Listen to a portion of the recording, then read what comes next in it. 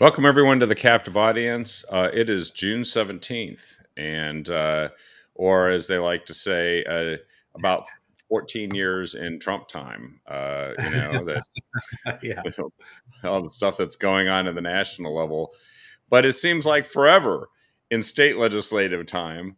Um, it has been a long time. yeah, and with me here to help us while the time away, but also to tell you what's really happening down there in Salem, is State Representative Ed Deal, District 17, covering East Salem, Turner, and Edana. I hope I said that right because I You actually got don't know it. how to. All the way All up right, through the CDM Canyon. Idana. Edana. Yeah. Yeah, Yeah. Back with you, Kevin. well, it's great having you, and we it's been a little while. There's been a whole legislative session that's kind of unfolded. Everybody's following a lot of the things you say, and the remonstrances are, which for folks who don't know what that is, that's kind of the speeches from the floor where you just get to address issues openly as opposed to just debate, right, on a bill, Right. and You get 3 minutes to speak your mind. speak your mind. Your And Ed Deal is one of the best mind speakers that we have in the mind. state legislature, and we're fortunate to have him with us tonight, Representative Deal. So, there's as we get to the end, or sine die, which I always found interesting. It's Latin, but it has the word die in it, which seems to have multiple meanings by the time you get to this end of the Yes. session. Is that June 30th? Is that get it done, or is it 25th? I think it's the It's the 29th, I believe. 29th. 29th is the legally required day that we're done. I believe that's the case. And so we cannot legally go beyond that date. Yeah, and it's right there in the Constitution, and they have to pass a budget if they're going to have a budget, Right. which means that there's a lot of ugly stuff happening at this point with revenue and spending packages. And despite what we were told last year in the many ads and many proclamations from Democrats that were running in some of the more competitive districts and even some of the not so competitive districts, bipartisanship hasn't exactly reigned in Salem, from what I understand. So, No. how's that? As we come down to the wire? We know there's this gigantic transportation package, a lot of tax increases, a Yeah. lot of spending that they want to do. What's kind of the top line at this point that we are facing? Well, you said one thing. It doesn't feel very bipartisan at all. I mean, they're not even attempting to get bipartisan support on a lot of these really egregious bills that are coming down the pike. And Yep. we've got, you mentioned House Bill 2025. This is a huge transportation tax bill. $2 billion Yep. a year. Oregonian just reported on that recently. $2 billion. And that's Brilliant. to hit middle class folks' pocketbooks. It's a gas tax. It's essentially a sales tax on new and used cars. It's increases in fees, more permits. It's just a huge increase. And the fuel tax be indexed to inflation as well, so to continue to go up. So, a fuel tax that creates inflation is not going to be indexed to inflation, so it creates more inflation more consistently. So on that one, we're asking people to reach out to their legislators and also donate. So if you go to notaxor.com, notaxor.com or notaxoregon.com, and you can sign up to write your legislator and also donate to this, because we're trying to pump this message out to a lot of districts where we feel some moderate Democrats need to hear from their constituents. You got it right there. Yep. So folks can go to notaxor.com, and you can see how you can really right away kind of get something out to them quickly and insert really your easy info. Yep. And And this it is does a good summary of what's involved in the package. Yeah. yeah, and it's showing right now, what the tax here. Let me see if I can do that. There we go. Actually, you should be on top. I should, but yeah, this on the right hand side of your screen, it shows what HB 2025, the so-called Transportation Reinvestment Package, or TRIP, and the laundry list of things it's going to do. 600% increases in everyday DM fees. I just got a renewal. It's like $195 now. Yeah, it's pretty outrageous what we're looking at here. So, and I think I looked today. They just posted a -11 amendment, and this amendment is not going more moderate. It's actually reallocating. They're going to triple.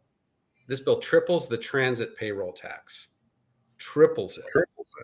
Money that goes to mass transit.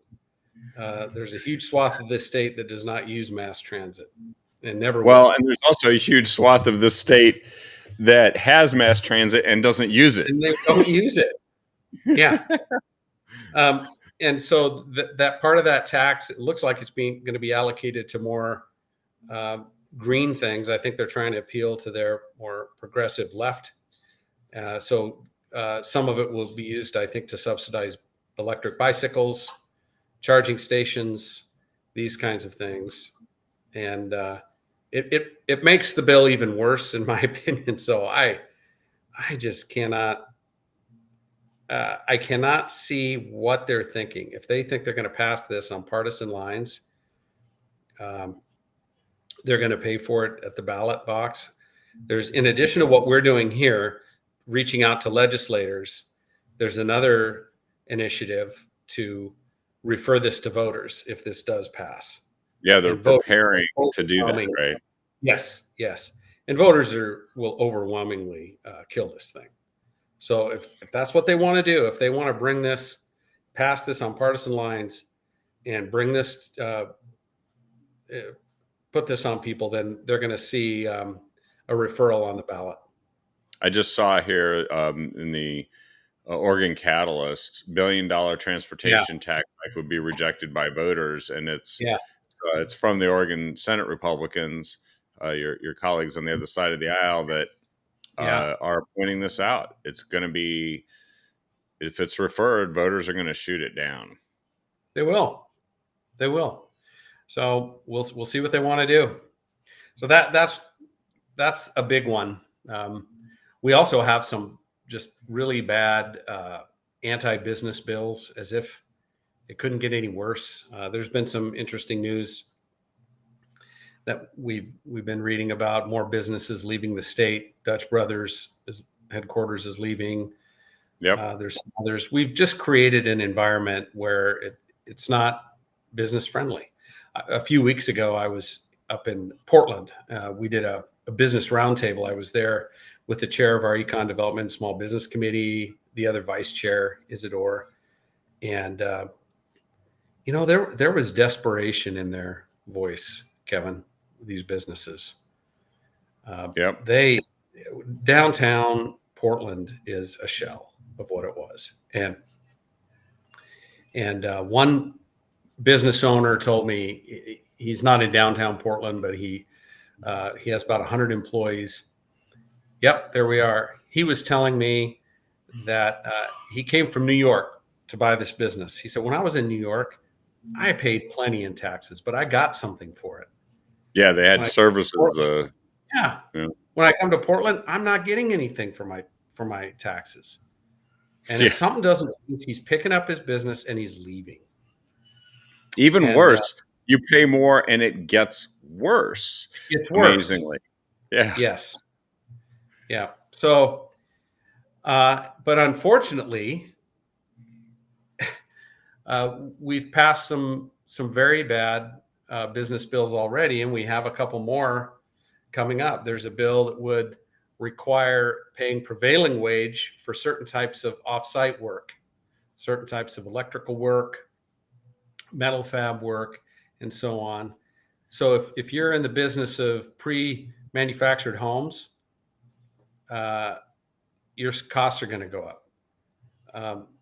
Those buildings are used in schools, so the school, your school bonds are going to have to go up to pay for these buildings. It's going to be devastating on a lot of businesses. Then there's another bill that we were talking about earlier. Senate Bill 916. After a big fight, unemployment benefits for striking workers. I think every school district in the state wrote to the legislature saying, don't do this to us. Every chamber of commerce. So private and public sector are saying, do not do this. And they did it anyway. They shoved it through anyway. Yeah, it's publicly funded public employee strikes. Yeah. It's all strikes, but we know the ones with public employees, there's frankly a conflict of interest. The people who are voting to pass this bill are being funded by the people that they're going to give money to strike against the government that they want to get more money from. Yes. Is it any wonder that our budgets continue to grow and government continues to grow at a rate that far exceeds the growth of the population in the state? That's for sure. And then there's one more anti-business bill that comes to mind. It's House Bill 3838. This would establish a home care worker labor standards board. And we've heard from thousands of workers who don't want this. They don't want this put upon them. Why? It's like the SEIU has decided, no, we're going to do this to you. It's for your own good. And the Democrat legislators are more than willing to go along, even though these are a lot of small businesses. They're owned by first-generation Americans in many cases, and it's going to devastate them. And they've come to the Capitol multiple times. They're talking to legislators, please don't do this to us. And they're doing it. They appear to be doing it anyway. It's interesting to me, several of the last three things you mentioned. So childcare, that's what this is, right? This is home-based, community-based services, in particular childcare. Our state is a childcare desert. It's adult foster care. It might be home care for people with intellectual disabilities. It covers quite a variety, and half of that industry is really small mom and pop operations and small businesses that are doing great. They're providing a service that's needed, and the SEIU does not like that, and they want to bring them in to a collective bargaining arrangement. And that's what this is all about. Well, and it's actually going to create more scarcity of something. It will create scarcity. Yeah, which we have a shortage of this. I know that on the coast, one of the biggest problems they have is that they want people to come and they want to take jobs over on the Oregon coast to work, but they don't have places for them to live. And they don't have child care for anybody who comes who needs child care. So they don't get anybody. And they're going to make it tougher. And then you just described how they're going to make it more expensive to build certain kinds of homes.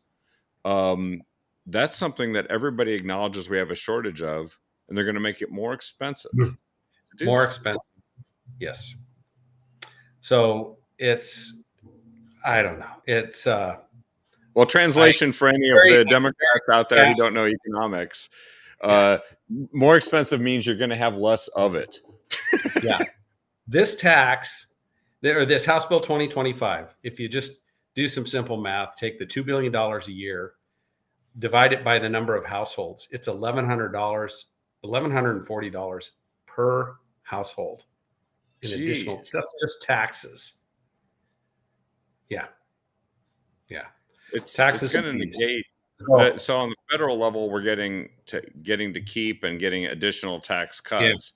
and they're going to take it back here on the state level and stick it in their pockets to make our Mhm. lives more expensive. And the frustrating thing is, we had, this has been in the news where a couple Republican House members and Senate members were in some private conversations with the Democrat, a Democrat committee, to come up with a package that was bipartisan. They were working this out kind of behind the scenes, but what they come out with isn't bipartisan at all. No. Those four Republicans want nothing to do with this package because it doesn't reflect anything that was important to them and they wanted. There's some accountability elements that they got when it relates to ODOT, but that was it. And so they're rejecting this thing whole cloth. So, but the leadership in the House is fine with that. They're not interested in anything bipartisan. Yeah, So, which really means that next year, when they're all running on how they were bipartisan, they can't. They shouldn't. They weren't. No, that's just not true. And then we have a couple terrible gun bills that we're looking at. Senate Bill 243, and then I think it's House Bill 3076. The Measure 114 fix, that's House Bill 3075. That one is not going to be moving forward from the looks of it. Yeah, just given the fact that Senate Bill 243 was amended to delay implementation of Measure 114. So kind of, I think this was a compromise they worked out among their own caucus so that it'll play out. Let's see how it plays out in the courts, and then they can decide what they're going to do to modify Measure 114. That's interesting. So they've got two bills. One of them is they're still going to do some additional restrictions, right? It's these bump stock things and all that. Yes. So it's rapid fire activators will be banned. They'll be made unlawful to possess them, I believe, and then limiting where concealed handgun license permit holders can go. So that one is really egregious to me because it's not concealed carry folks that are committing the crimes, committing handgun crimes. So you look at this and you go, okay, you're gonna ban rapid fire activators, and then you're gonna restrict where CHL holders can go. What problem is that solving? There's no evidence that shows doing those two things helps anything with public safety. However, it definitely restricts and infringes on your Second Amendment rights. Yeah, and actually it does one other thing that's, I think, pointed out here by your colleague in the Senate, Senator Brock Smith, says, all these cities and counties have made sure that they added metal detectors to buildings to stop bad guys with guns getting into some of those buildings. But now you will not have a good guy with a gun to save your life if somebody still gets in. It's like, and that's what the definition of a concealed carry handgun holder. They're the most examined, background checked people with the by far the lowest incident of committing any crimes with handguns by far. And so it's just baffling to me. They're just moving ahead with it from the looks of it, because I believe it got voted out of committee today. So it's moving forward. Fortunately, it has a fiscal, so it's got to go to Ways and Means. We'll see what comes out of that. The cost to the government to implement, basically. I think it's about $14 million is the estimate. And then there's House Bill 3076, which is really just a blatant attempt to put every gun dealer out of business. Yeah. That's House Bill. Which is that? House I Bill. believe it's House Bill 3076. And yeah, it's pretty egregious. It puts so many requirements and stipulations on these dealers that it's effectively going to shut them down. And so that's the real concern. And that one appears to be moving forward as well. The Oregon Firearms Federation refers to that as the gun store shutdown bill. Yes. Yep. Yeah, this is a clever way of basically saying you can have all the Second Amendment rights you want. You just can't You exercise. just won't be able to. Right. Well, I'll guarantee you, people are still going to get guns. Yeah. And they're going to criminalize people for simply possessing them. Is what they're going to do. Yeah, I did some math. I can't remember what it was, but that magazine ban effectively makes, oh geez, is it 1 million people in Oregon criminals? Yeah. Overnight. Yeah. Which means that it's all gotcha, including how me. many? Well, and how many illegal guns on the streets of Portland being used by drug dealers and people in the human trafficking trade? How many of them are going to be taken off the street by? Oh, they're going to turn, Kevin. They're going to turn those guns in when this bill, if that's right, legislation goes through. Yeah, because they know that if someone steals their wad of meth or fentanyl, and they're $5,000 in cash, all they have to do is go to the Portland police and say, "I'd like to report a robbery, and I'd like you to go find these guys, bring back my fentanyl, meth, and $5,000 in cash because I gave up my gun." So that's actually, even there, I can see from common sense point of view, somebody who is possessing an illegal gun on the streets of Portland ain't giving it up, and none of them are ever going to make them do it. Right. So it's not going to make anybody safer, and yet they're doing it anyway. So there's a bill that I think I didn't. If you had some more that you wanted to cover, go ahead. Those are the big ones. There is another bad business bill, and I can't think of the number. But those are the most egregious. There's a water bill, and I don't have all the details on it now. I think it's evolving. Senate Bill 1153. That is not a good bill either. 1153. Yeah, I mean, every time the government gets involved with water, they tend to make it worse, don't they? Yes, it's there's just a lot of distrust with the government and their oversight and their ability to declare certain areas. Declare restrictions in certain areas, and so it's one that we're looking at. It's not a good bill. So send there's a good bill. Go ahead. No, go ahead. We want to hear a good bill. We need to sprinkle that in. Senate Bill 83, which would repeal the wildfire maps. Oh yes, and that one's caught in committee. We pulled it to the floor again today. Yeah. It's been pulled to the floor twice and died. They are holding it hostage, basically. They're not allowing it to go through until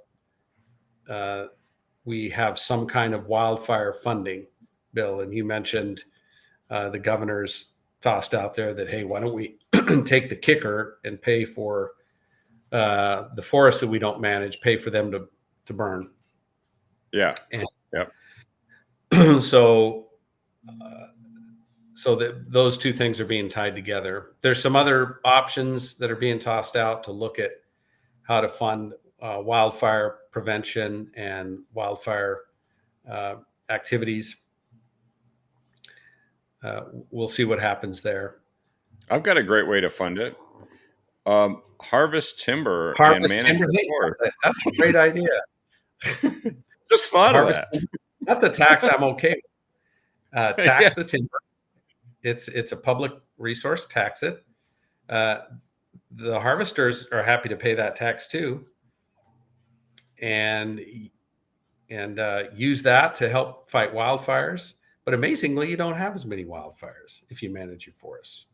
You don't have as many, and you have prosperity for people that are involved with the timber trade, and you have mills, people employed at mills. You have exports from Oregon that are of great value. That and by the way, this bill that is making its way around, Senator Jeff Golden from Ashland wants to move $1 billion from the kick. For, was it use it's a state tax rebate into an interest-bearing wildfire account. So he wants to take 1 billion of the 1.6 billion kicker and move it to a wildfire account. And this is just a way to expand spending without making the choices that they should. And just it's a money grab. It's Senate Bill 1177 is what it says here. And I talked to him about that. There's just no way I can support that. No way. People want their kicker back, rightfully so. Isn't it ironic, though, that they are talking about using the rainy day fund, 160 million? And I mean, okay, if you exceed temporarily because of a bad fire season, maybe the rainy day fund is an option. But it's ironic that it's called the rainy day fund. I know. For something that is being they associate with having pretty dry days, you know. And that's one one thing that's been tossed out there is to use the interest, a portion of the interest on the rainy day fund on a temporary basis for this. And that is something I could probably support for a bad wildfire season. But like we were saying, it's just so frustrating that we know how we can help alleviate some of these concerns with wildfire just by actively managing our forest lands, reducing the fuels, harvesting timber, creating jobs, creating beautiful forests, funding schools, and we don't do it. Well, and you mentioned that they're taking this pretty good bill hostage. So it's like a good news, bad news, the Senate Bill 83 to repeal the wildfire maps. And this hostage taking stuff, they kind of get away with because it's mostly Republicans that are representing areas that are most severely impacted by wildfires. Not solely, not only, but they figure that there's, you know, nobody in downtown Portland is feeling this one. No. And so, but I don't know what they expect. Do they think, well, we'll hang this out there, and that way they'll put up with a horrendous transportation tax? No. Or some of these terrible labor bills?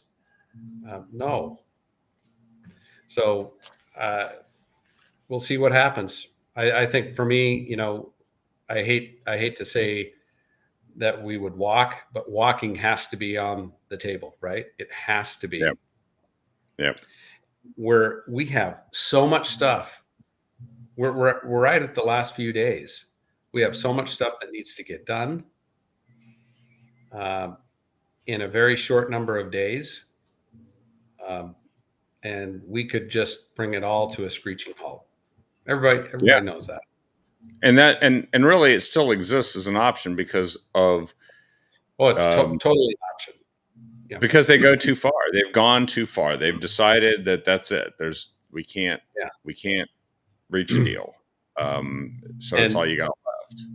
And I would hate to do it, but you know, if you're talking about stopping some terrible gun bills or stopping a $2 billion tax on working class Oregonians, or stopping some anti-business bills that are going to shut down a lot of small businesses, I think it might make sense.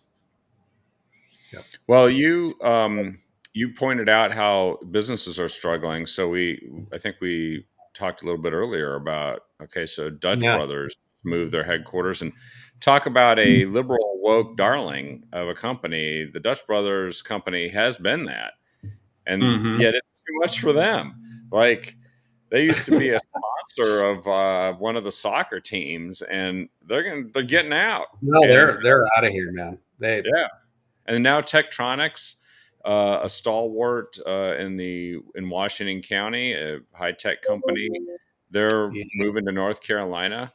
Certainly a better business climate there. Mm-hmm. And we only have, people don't realize, we only have one Fortune 500 company based in Oregon, as far as I know. One, Nike. That's it. Yeah, and they just announced what, 20% cutoffs or layoffs. Yeah. Yeah. That's right. And then there's hundreds. States like California, Texas, even states more comparable in size to Oregon have more Fortune 500 companies based there. We have one. And they're literally driving the future Fortune 500 companies out of the state. And they're importing people who need indigent defense in large quantity and lots of fentanyl. It's like, what could go wrong with that plan for growing the economy? How much income has Portland lost in the last couple of years? It's billions of dollars. So they lost $1 billion between 2022 and 2023. It was $1 billion in tax revenues got up and left Multnomah County. Now, some of it went to surrounding counties, and a bunch of it left the state. And they don't seem to be getting the message, and they should get the message, because as the famous Democrat strategist from Bill Clinton era, who's still around, the Raging Cajun, James Carville, said, it's the economy, stupid. And I just saw a headline here that says, fewer Oregonians are quitting their jobs as hiring slows. And business optimism across the country is buoyant, but here it's starting to suffer, as we can see from companies that are leaving.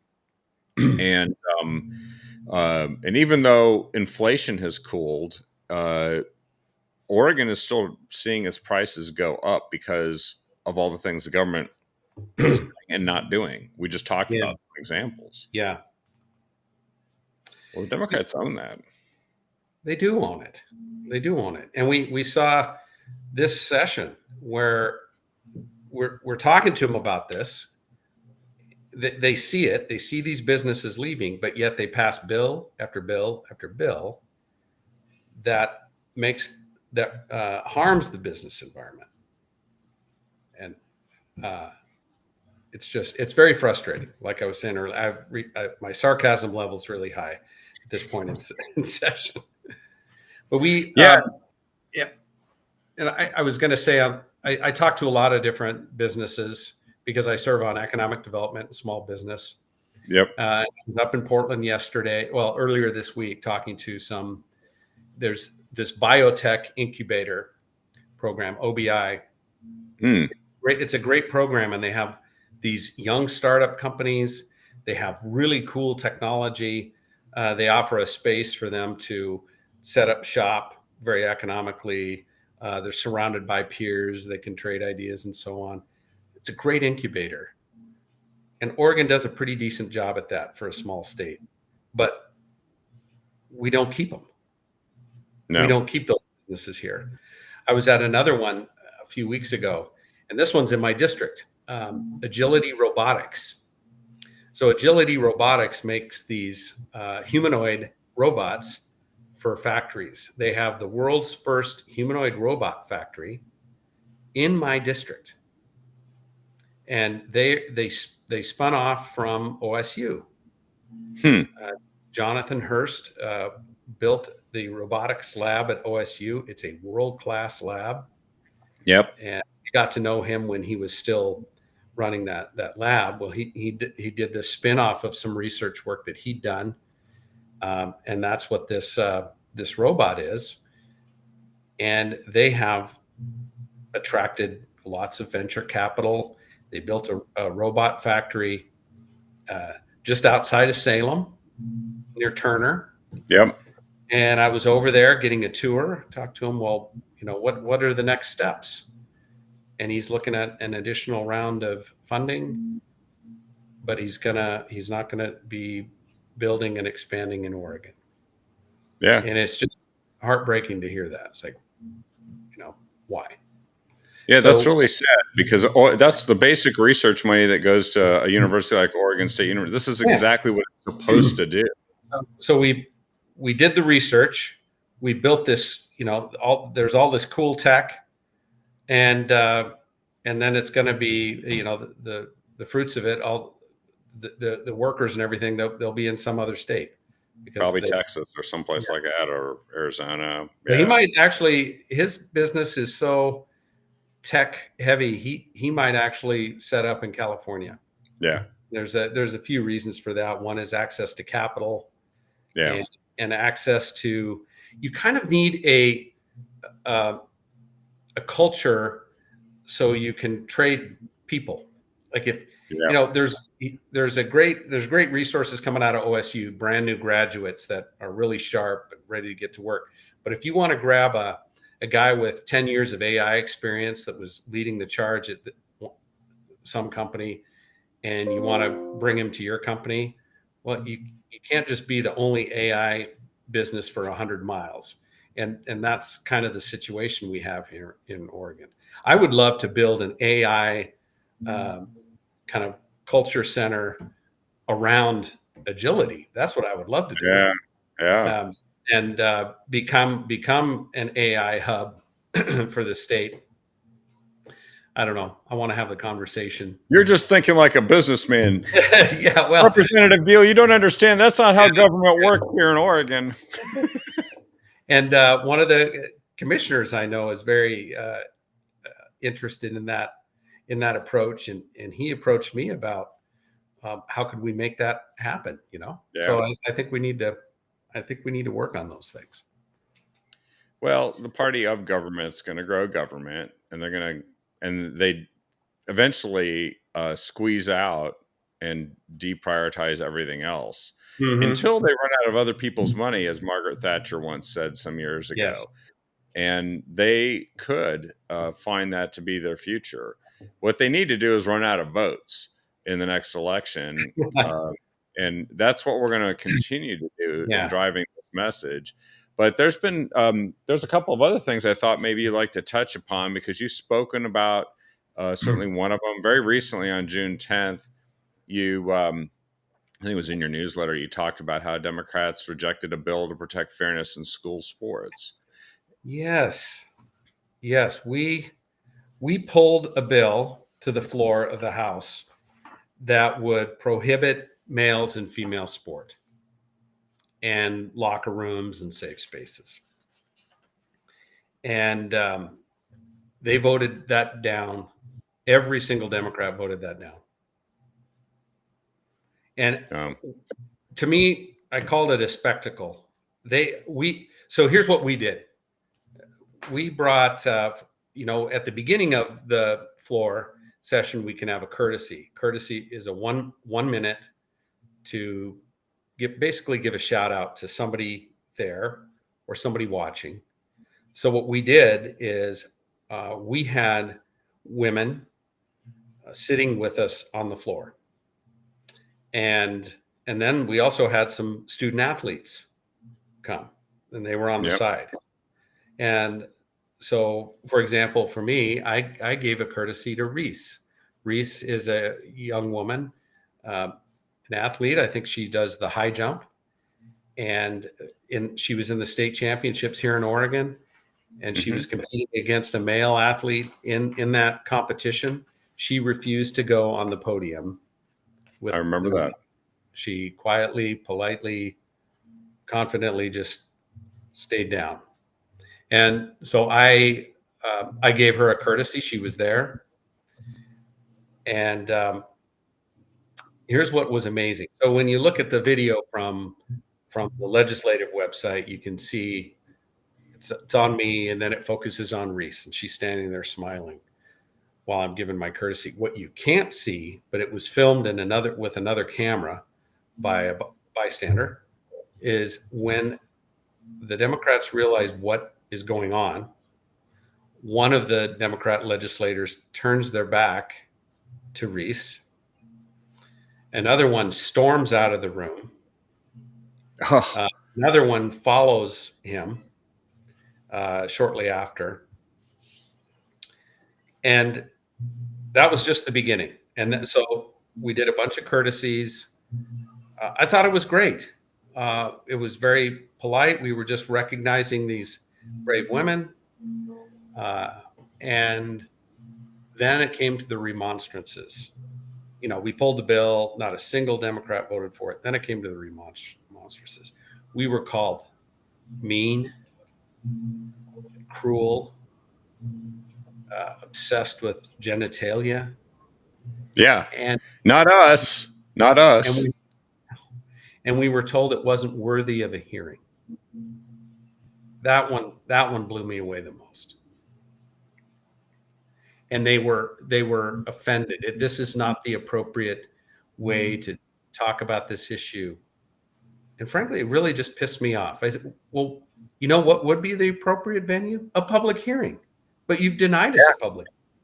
Yeah. We have you said it's not worthy of the only venue that it should be in. You denied us a public hearing, and now you're telling me that it's not worthy of a public hearing. So are there some 2-year-olds amongst your colleagues in the state legislature? Because that's what 2-year-olds do, is they storm out and they stomp their feet and they throw a fit and leave. Yeah. I was taken aback by what they said and did. I really was. And here's how I see this, and I've tried to explain it. This isn't about denying the existence of transgender individuals. What we're saying is that males, simply because of some subjective way they identify, certain males should not be granted rights and privileges above females. That's all we're saying. Yeah. It's very simple. That's all we're saying. But yet what they're asking is for certain males to be granted rights and privileges above females and males. And it's just absurd. We're not denying anybody's existence. We're just saying, hey, let's comply with Title IX. Yeah, Title IX, which is there to protect women. I noticed you used the word safe space. I think you have to say those are former safe spaces that we want to make safe again. Democrats used to be all about safe spaces, and they're just not for women, apparently. Yeah. It's unbelievable to me. And it was a really bad look for them. And frankly, they have a lot of explaining to do to their voter base why they flatly deny the opportunity for us to even have a discussion on this topic. Yeah. We're on this. This is a 70-30, 80-20 issue. Yeah. Our group, and the Oregon Freedom Coalition was very instrumental in pushing this to make sure that this got a vote and was taken to the floor. We're on the side of popular opinion and the side of truth and the side of fairness and on the side of women and science. And so yeah, the Democrats have some real explaining to do to their voters. Yeah, it's some kind of religious fervor for that just and they boggles the mind. They weren't very happy with us. By the way, about it. Yeah, no, you made your point about it, and they reacted and made their point. And I think now we'll just have to lay this in front of the voters in the coming year. But by the way, when you're talking about the business, the robotic business, it reminded that spun off from OSU. It reminded me a lot of NewScale and what's happened with them as a small modular reactor company, and that sector is absolutely on fire. It's taken off because the federal government and the Trump administration are big on making sure that this goes. Data centers absolutely need it. Right. And states like Texas want to have a business like NewScale there. Are Oh, they we at do. risk of Yeah. seeing NewScale take off if they can't get, Mhm. because they can't even build their reactors here? Yeah. You want to meet one of my grandsons here? Oh, sure. Come here. This is Aiden. Hey, Aiden. I'm Kevin. How are you? Say hi. Hi. I had grandpa Actually, today. what's that? I had grandpa duty today. Oh yeah, grandpa duty. Yeah. That's some of the best duty there Yeah. is. And you have grandpa duty every day that you're in the legislature, because you're really, I think that they're going to be the main beneficiaries of this in the long run, is Yeah. what you're fighting for. And you and That's I, why I'm doing this crazy job. yeah. Yeah. And we're short timers compared to your grandkids, Mhm. and even their parents, that generation, they're going to be dealing with this for a long time. What could be more fundamental than like standing up for the fact that women actually should be allowed to not be beaten down by a man in a sport and have a safe space in a locker room? I I think know. people are going to look back in a couple of decades and say, what were the Democrats thinking? Yeah, they'll say there was a temporary lapse of sanity. Yeah, I can't even believe we're having to have this conversation. Well, speaking of a temporary lapse of sanity, one thing I thought I might touch upon before we wrap up here is it seems like the riots that we thought were a thing of the past from 2020 are back in fashion. Yep. The mass protests, I don't have a problem with the mass protests. Do it all you want, as long as they aren't violent, they don't attack and intimidate people, commit acts of vandalism. But they're not only doing that, they're doing military style assaults on the ICE headquarters in Portland. Yeah. And we have state leadership and local leadership who apparently aren't prepared to do anything about it. And I think they're trying to bait President Trump, but I don't think President Trump considers it being baited to protect federal agencies and employees doing their jobs, as Right. the American people voted for last year. He has an obligation to do that, and if if local government's not going to do that, he needs to step in. There should be zero tolerance for that. And it really got out of hand in Portland over the weekend at the ICE facility. So I don't know all the details. I don't know how law enforcement responded. It sounded like they did push back and they did directly engage, and some people are in jail right now. Yeah. Yeah. They have a real prosecutor now in Multnomah County, a guy who will actually fully prosecute them. They don't have the Schmidt show anymore because he got defeated, last year. And now these people that thought they could do whatever they want are facing real charges. And that's just the state charges. Then there could be some federal charges on top of that. There should be. They breached the building. There's going to Yeah. be some serious charges brought against these. Yeah. And they, I think the national folks are paying attention to this, because what people, when they start doing this kind of thing and it looks like they can get away with it, other people around the country start to say, hey, let's do that too. And they start to test the Right. boundaries. So I don't think they're going to wait to take action and prosecute these guys, because frankly, it really did hurt Portland in 2020. And I don't think it was a great election strategy either for the Democrats to have mostly peaceful protests with flames going behind them during the, in the background. Yeah, I feel we're just seeing the beginning of it. I think it's going to get worse. Well, and they want to pass a $1 billion plus transportation bill. The $2 billion. Department of $2 billion, but at the same time, Department of Transportation Secretary Sean Duffy, the federal Department of Transportation, said their agency won't fund repairs for cities that supported rioters doing all this damage. If you don't put a stop to the riots, don't expect federal money to roll in and help you fix stuff. That actually might Right. get the attention of some Democrats. Yeah, well, the other thing they said is get rid of your DEI programs, go back to a merit-based program, and if you don't eliminate that, you're not going to get funding either. Yeah. And ODOT, I think that's their second or third primary objective is It's DEI. DEI. So it's just in every single Oregon agency, and they don't want to let go of it. They don't want to let go of it. They should focus on ROADS.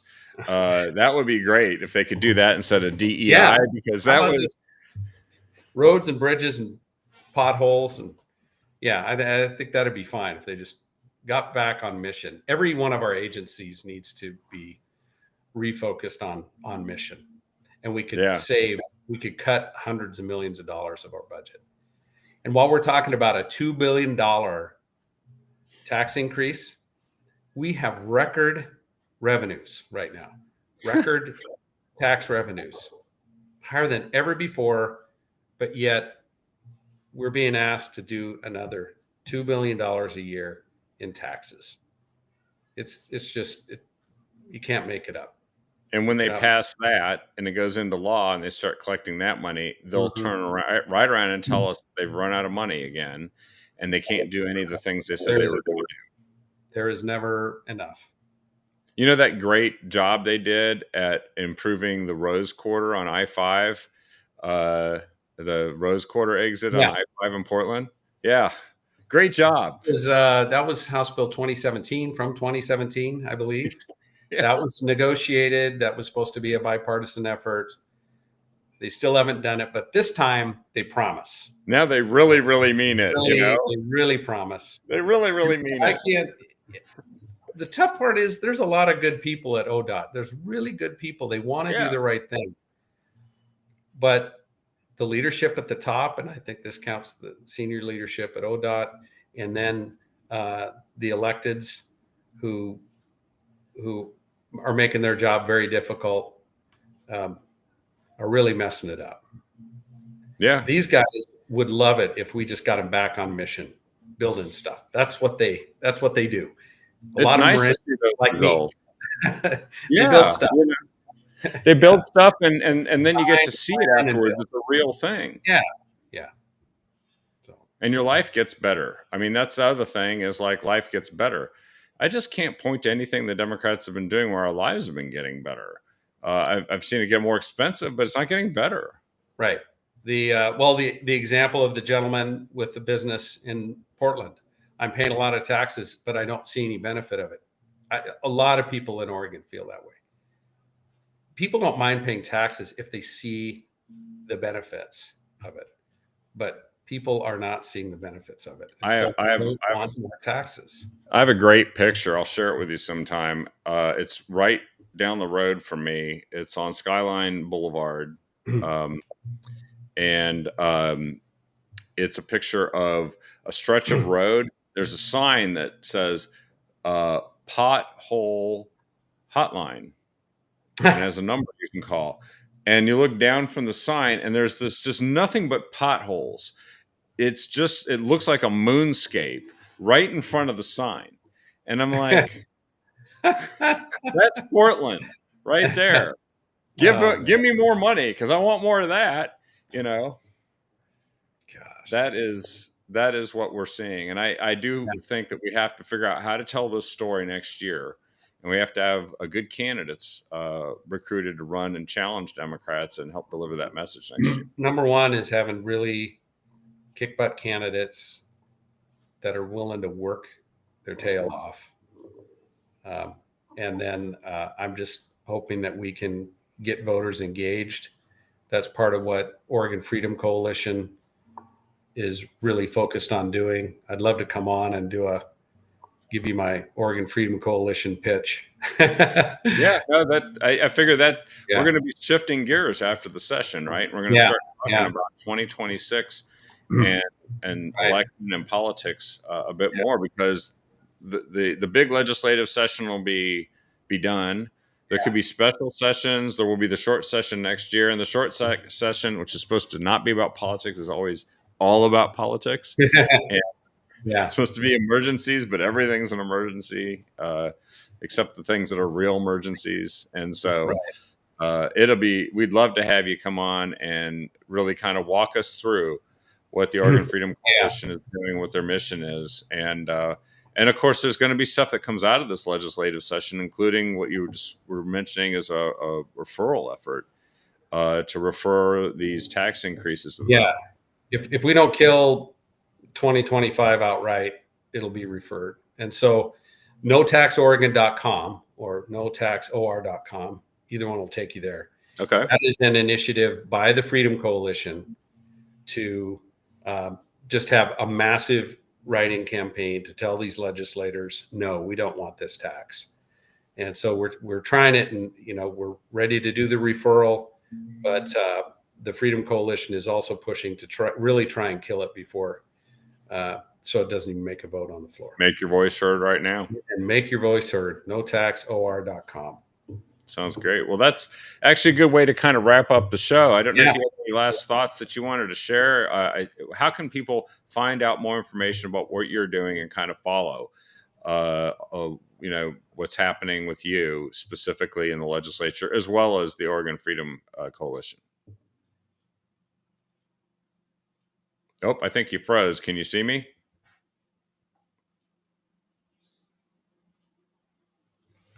Well, I think whatever happened there, Ed kind of froze up. So what I will do is I will tell you where you can find it. There you are. I believe. Now. Oh, there. Yes, you froze, and I must have frozen on yours, but we're back. And you froze again.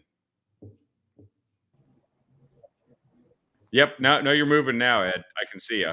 Okay. Yeah, I don't know what happened there. You just went all digital. Well, and it lost the connection. Somebody didn't like what we were saying, so they stepped in and hit the mute button, I guess. I don't know. But anyway, it's I believe it's You've got a website, right? eddeal.com. eddeal.com, you bet. You can go there and connect on to all my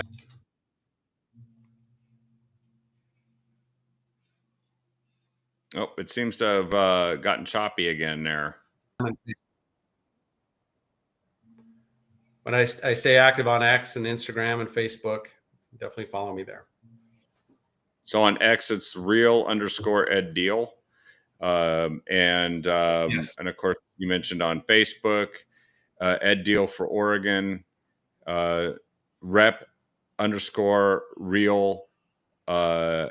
EdDeal on Instagram, and of course eddeal.com. And then the Oregon Freedom Coalition. Can you tell a little bit about how people can follow that?